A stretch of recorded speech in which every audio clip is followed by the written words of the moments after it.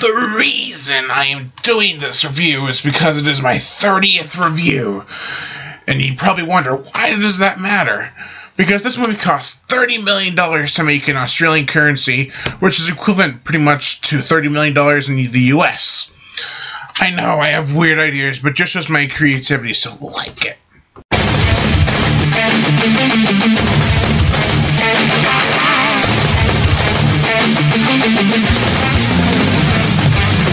Welcome to the horror show. To realize there is nowhere to run. There's no game to try. Paranoia is running your life. Welcome to the horror show. To realize there is nowhere to run. There's no game to try. Obsessions rule your mind.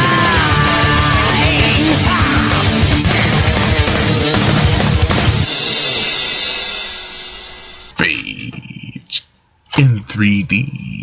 Now, Malibu Shark Attack, we had many flaws. What an acting, decent special effects, a couple of greasy moments, some cheesy fun, and just overall a little under decent good time. Of course, I'm going to give Bait 3D a hard time, seeing as how Deep Blue Sea was the last fun and gory shark flick to go to theaters. And seeing how that was over almost 15 years ago that Deep Blue Sea went to theaters, it's...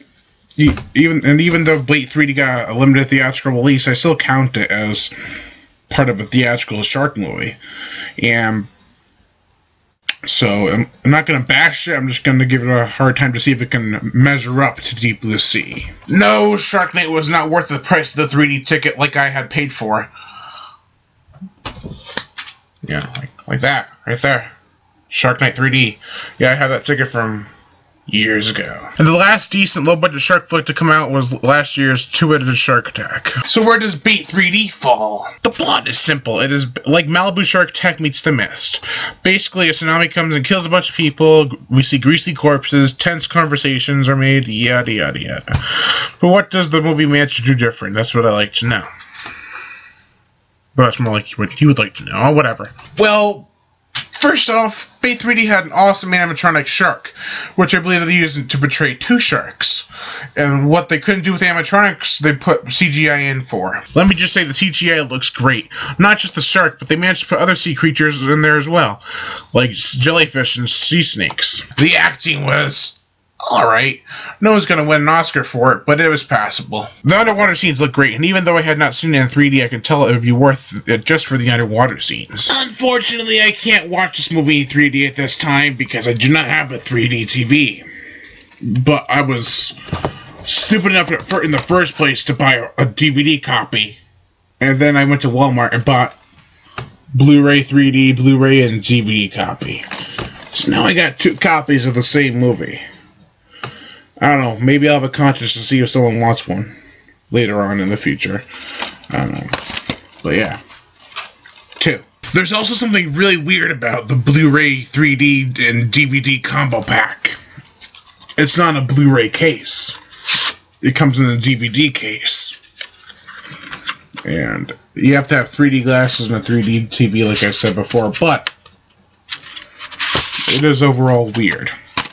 I mean, I know there are some formats out there that I found on images of that they have the regular Blu-ray case, but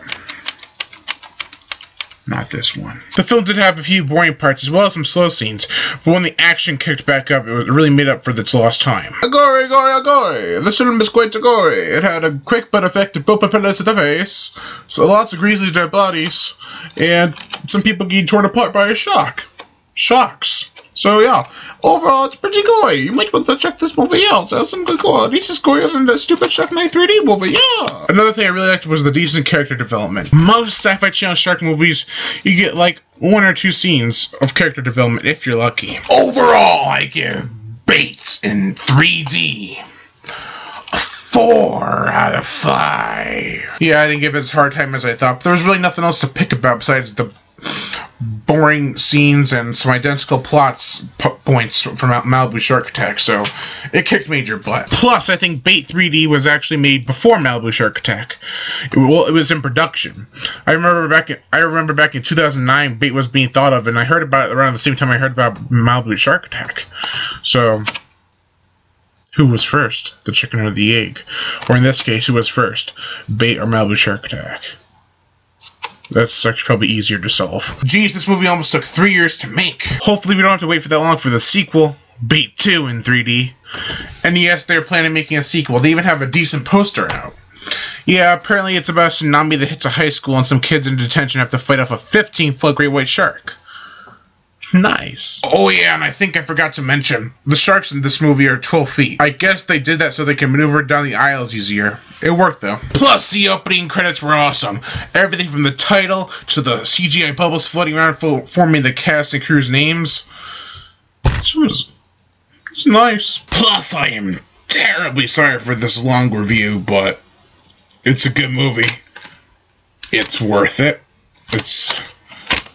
It's worth every penny. I am Brian Gatto, host of Horror Show Movie Reviews. Make sure to like my Facebook page in the description below and to leave comments and subscribe.